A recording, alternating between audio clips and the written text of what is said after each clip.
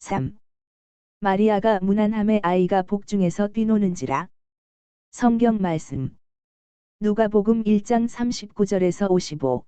이때에 마리아가 일어나 빨리 산골로 가서 유대 한 동네에 이르러 사가랴의 집에 들어가 엘리사벳에게 문안하니 엘리사벳이 마리아가 문안함을 들음에 아이가 복중에서 뛰노는지라. 엘리사벳이 성령의 충만함을 받아 큰 소리로 불러 이르되 여자 중에 내가 복이 있으며 내 태중에 아이도 복이 있도다. 내 주의 어머니가 내게 나아오니 이 어찌 된 일인가. 보라, 내 문안하는 소리가 내 귀에 들릴 때에 아이가 내 복중에서 기쁨으로 뛰놀았도다. 주께서 하신 말씀이 반드시 이루어지리라고 믿은 그 여자에게 복이 있도다. 마리아가 이르되 내 영혼이 주를 찬양하며 내 마음이 하나님 내 구주를 기뻐하였음은 그의 여종의 비천함을 돌보셨음이라. 보라, 이제 후로는 만세의 나를 복이 있다 일컬으리로다. 능하신 이가 큰 일을 내게 행하셨으니 그 이름이 거룩하시며 긍휼하심이 두려워하는 자에게 대대로 이르는도다. 그의 팔로 힘을 보이사 마음의 생각이 교만한 자들을 흩으셨고 권세 있는 자를 그 위에서 내리치셨으며 비천한 자를 높이셨고 줄이는 자를 좋은 것으로 배불리셨으며 부자는 빈손으로 보내셨도다. 그 종 이스라엘을 도우사 긍휼히 여기시고 기억하시되 우리 조상에게 말씀하신 것과 같이 아브라함과 그 자손에게 영원히 하시리로다 하니라.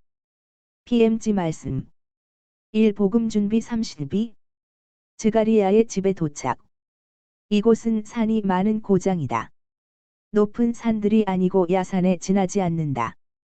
그 산들은 벌써 우리네 도스카나와 옴브리아 지방의 아펜닌 산맥의 산들에서와 같이 진짜 산 같은 꼭대기와 계곡들이 있다. 초목이 빽빽하고 훌륭하다. 신선한 물이 풍부하여 목장의 풀들을 푸르게 보존하고 집들 둘레로 있는 포도나무들과 더불어 사과나무와 무화과나무가 가득 차 있는 과수원들을 풍요롭게 만든다.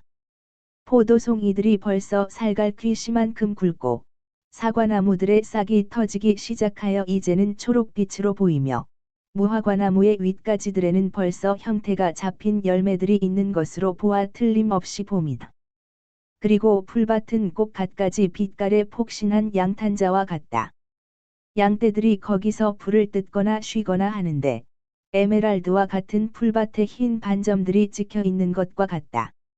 마리아는 나귀를 타고 상태가 꽤 좋은 길을 올라가는데 그것이 주요한 통로임에 틀림없다. 모양이 한결같은 그 지대가 더 높은 곳에 있기 때문에 마리아가 올라가는 것이다. 늘 나를 가르쳐 주시는 분이 내게 이렇게 말씀하셨다. 저곳은 헤브론이다 하고 당신은 내게 몬따나 이야기를 하였지만 나는 확실한 것을 알지 못하겠다. 헤브론이 그 고장 전체를 가리키는 것인지 취락을 가리키는 것인지 알지 못한다. 그러므로 여기에 대하여 내가 아는 것만을 말할 뿐이다. 마리아가 이제 읍내로 들어간다. 저녁 때이다. 여인들이 문에서 낯선 여자가 오는 것을 살펴보며 자기들끼리 말을 한다. 여자들은 낯선 여자를 계속 지켜보다가 그가 그 소도시 한가운데에 있는 가장 훌륭한 집 중에 하나 앞에 머무르는 것을 보고서야 비로소 안심한다. 집 앞에는 정원이 있고 그 다음에는 뒤와 주위로 손질이 잘 된 과수원이 있다. 그런 다음 산의 기복을 따라 올라갔다 내려갔다 하는 넓은 풀밭이 있고 그 끝에는 키가 큰 나무숲이 있다. 그 다음에는 무엇이 있는지 모르겠다. 소유지에는 가시덤불과 들장미나무로 된 울타리가 쳐져 있다. 나는 가시덤불과 들장미나무들에 무엇이 달려 있는지 구별하지 못하겠다. 그 덤불의 꽃과 잎들이 아주 비슷해서 가지 위에 열매가 맺히지 않는 동안은 틀리기가 쉽다. 집 앞쪽, 그러니까 마을을 향하고 있는 쪽에는 소유지에 낮은 흰 담이 둘러쳐져 있는데 지금은 꽃은 없지만 벌써 꽃봉오리가 맺힌 진짜 장미나무 가지들이 뻗쳐 있다. 가운데 쇠창살 대문이 있는데 닫혀 있다. 이 읍내 유지나 꽤 부유한 사람의 집이라는 것을 알아차릴 수 있다.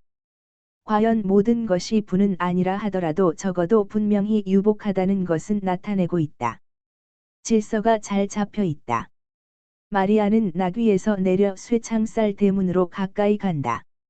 창살 사이로 들여다보는데 아무도 보이지 않는다.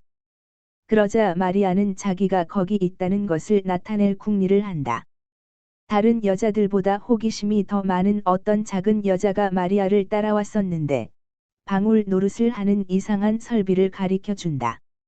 그것은 어떤 축에 고정시킨 두 개의 금속 조각이다. 밧줄로 축을 움직이면 그 금속 조각이 서로 부딪혀서 종이나 징소리 비슷한 소리를 낸다. 마리아는 밧줄을 잡아당긴다. 그러나 너무도 얌전하게 잡아당기는 바람에 그 장치가 가볍게 울렸고, 그래서 아무도 그 소리를 듣지 못한다. 그러자 온통 코와 턱밖에 없다시피 하고 그 사이에는 10개와 맞먹는 혀를 가진 작은 노파인 그 여자가 밧줄에 매달려서 잡아당기고 또 잡아당긴다. 죽은 사람이라도 깨울 만큼 요란한 소리가 난다. 이렇게 해야 해요. 그렇지 않으면 어떻게 들리게 할 수 있소? 엘리사벳은 늙었고 즈가리아도 늙었거든요. 게다가 즈가리아는 지금 벙어리에다 귀머거리라오. 하인들도 늙었어요. 아시오. 처음 오는 거요. 즈가리아를 아오. 당신은. 다리를 저는 작은 노인이 나타나서 이 숱한 안내와 질문에서 구해준다. 손에는 호미를 들고 허리에는 작은 낫을 차고 있는 것으로 보아 정원사이거나 농부인 모양이다. 그가 대문을 여니 마리아는 작은 노파에게 고맙다는 인사를 하면서 그러나 아이고. 노파에게 대답은 하지 않은 채 들어간다. 호기심 많은 노파는 몹시 기대가 어긋났다. 안에 들어가자마자 마리아는 이렇게 말한다. 나는 나자렛의 요아킴과 안나의 딸 마리아입니다. 당신의 주인들의 사촌이지요. 작은 노인은 몸을 굽혀 인사를 하고 살아 하고 소리 지르기 시작한다. 노인은 쇠창살 대문을 다시 열고 마리아가 귀찮게 구는 작은 노파를 따돌리느라고 빨리빨리 안으로 들어왔고 정원사도 마리아와 마찬가지로 빨리 쇠창살 대문을 닫았었기 때문에 밖에 남아있는 나귀를 들어오게 한다. 그리고 나무를 끌고 들어오면서 말한다. 아라. 이 댁에는 큰 행복과 큰 근심이 찾아왔습니다. 하늘은 아기를 낳지 못하던 마님께 아들을 주셨습니다. 지극히 높으신 분께 찬미를 드려야 할 일이지요. 그러나 즈가리아님은 7달 전에 예루살렘에서 벙어리가 되어 돌아오셨어요. 그분은 손짓으로나 글을 써서 의사를 전달합니다. 그 소식은 아마 들으셨지요. 마님은 이 기쁨과 이 마음의 고통을 당하면서 아씨를 몹시 갈망하셨습니다. 사라와 함께 아씨 이야기를 자주 하시면서 이렇게 말씀하셨습니다. 내 귀여운 마리아가 아직 나하고 같이 있었으면, 마리아가 아직 성전에 있었으면, 즈가리아더러 마리아를 데려다 달라고 청했을 거야. 그렇지만 이제는 주님이 마리아를 나자렛의 요셉의 아내가 되기를 원하셨어. 마리아만이 이 마음 고통 가운데에서 내게 위안을 줄 수 있고 나를 도와 하느님께 기도를 드리게 할 수 있었을 거야. 마리아는 정말 착해서 성전에서도 모든 사람이 마리아가 떠난 것을 슬퍼하고 있거든. 지난번 주길에 내게 아들을 주신 데 대해서 하느님께 감사를 드리기 위해 즈가리아와 같이 마지막으로 예루살렘에 갔을 때 마리아의 선생님들이 성전은 마리아의 목소리가 이 벽을 울리지 않게 된 다음부터 영광의 케루빔 천사들을 잃은 것 같아요 하고 말하는 것을 들었어 하고 말입니다. 사라. 제 아내는 가는 귀가 먹었지요. 그렇지만 이리 오세요. 제가 안내해 드릴 테니 오세요. 사라 대신에 집 한편 옆구리에 있는 층계 꼭대기에 반백이 넘는 머리에 주름이 많은 꽤 나이 많은 여인이 나타난다. 그 여인의 속눈썹과 눈썹이 아직 검은 것으로 보아 머리가 아주 검었을 것이며 또 아주 짙은 갈색 머리였을 것임은 그의 얼굴 빛깔로 분명히 알 수 있다. 그의 분명한 늙음과 이상한 대조를 이루며 그의 임신은 헐렁한 옷을 입었는데도 잘 나타난다. 여인은 손짓을 하면서 내려다본다. 엘리사벳은 마리아를 알아보았다. 엘리사벳은 놀라고도 기쁜도 소리를 지르며 팔을 하늘로 들어올리면서 할 수 있는 대로 걸음을 재촉하여 마리아에게 마주온다. 항상 거동이 조심성 있는 마리아도 사슴 새끼와 같이 잰 걸음으로 뛰기 시작하여 엘리사벳과 동시에 층계 밑에 이른다.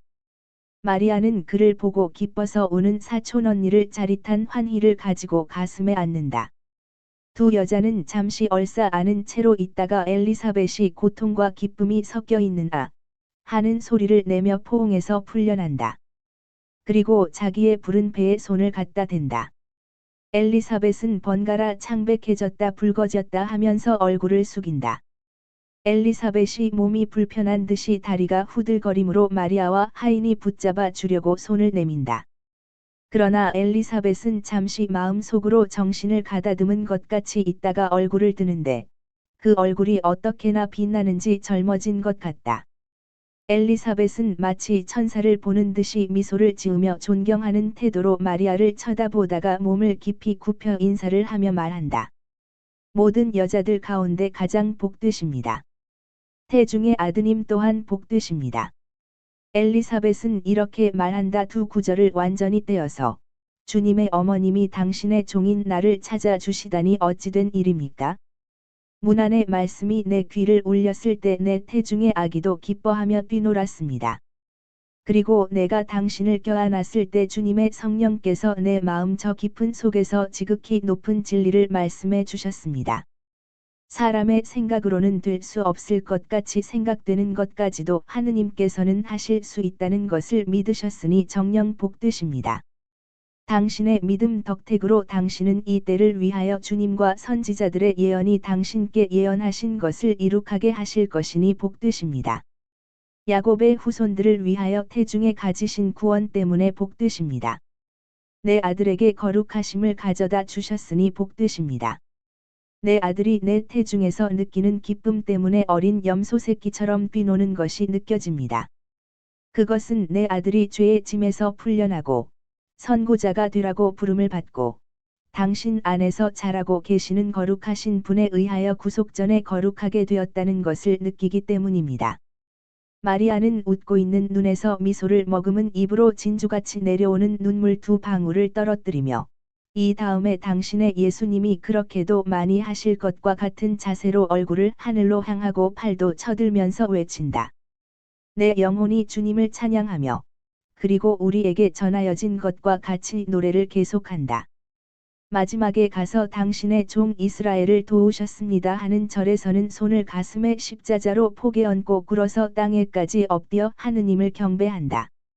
하인은 엘리사벳이 몸에 불편을 느끼지 않게 되고 자기 생각을 마리아에게 이야기하는 것을 보고는 공손히 자리를 떴었다. 그는 과수원에서 머리와 수염이 흰 위엄 있는 노인과 같이 돌아오는데 노인은 멀리서 크게 몸짓을 하며 목구멍에서 나는 소리로 마리아에게 인사를 한다. 즈가리야가 와요 하고 엘리사벳이 기도에 몰두하고 있는 동정녀의 어깨에 손을 대면서 말한다. 내 남편은 말을 못해요. 그가 믿지 않은 것을 하느님께서 벌하신 거지요. 그 이야기는 나중에 하겠어요. 그렇지만 지금은 은총이 가득한 마리아가 왔으니 나는 하느님의 용서를 바라고 있어요. 마리아는 일어나서 즈가리야에게 마주가서 땅에까지 머리를 숙여 절을 한다. 마리아는 즈가리야의 몸을 덮고 땅에까지 내려오는 흰 옷 끝에 입을 맞춘다. 그 옷은 매우 넓고 술을 놓은 넓은 장식줄로 허리에 메어져 있다. 즈가리야는 몸짓으로 환영의 뜻을 표하고 함께 엘리사벳 있는 데로 간다.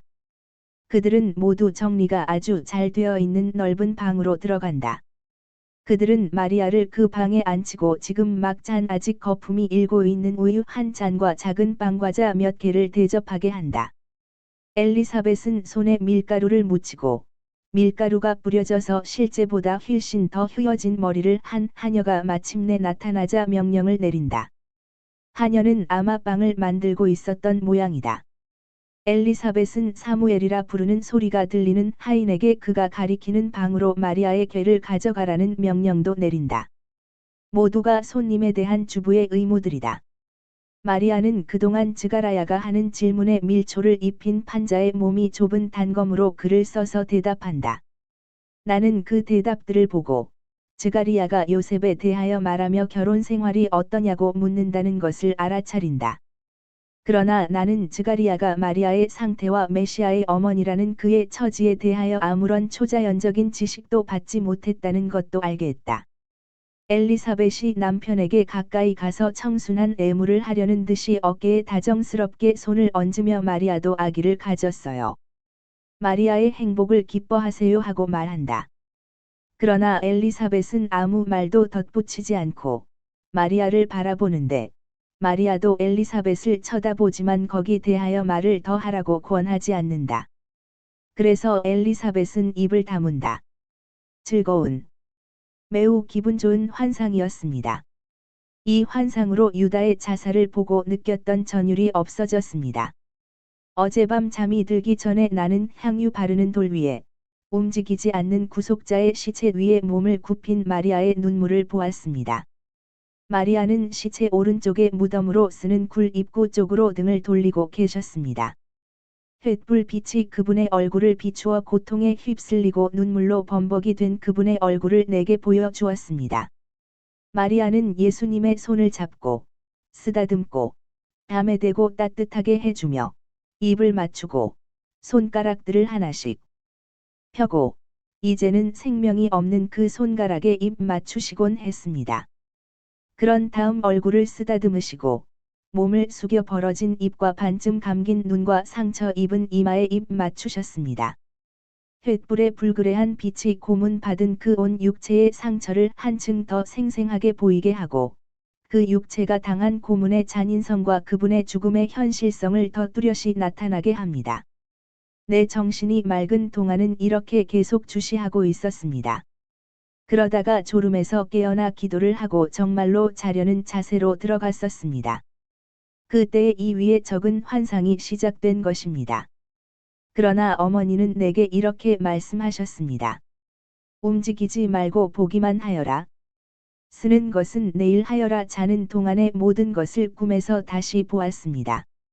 8시 반에 잠이 깨서 어제 본 것과 꿈에 본 것을 모두 다시 보았습니다. 나는 보면서 글을 썼습니다. 그런 다음 신부님이 오셨습니다. 그래서 이 뒤에 쓰는 것을 써야 하는지 여쭈어 보았습니다. 이것들은 즈가리아의 집에 마리아가 머무를 때에 대한 따로따로 떨어진 작은 그림들입니다. 1944년 4월 2일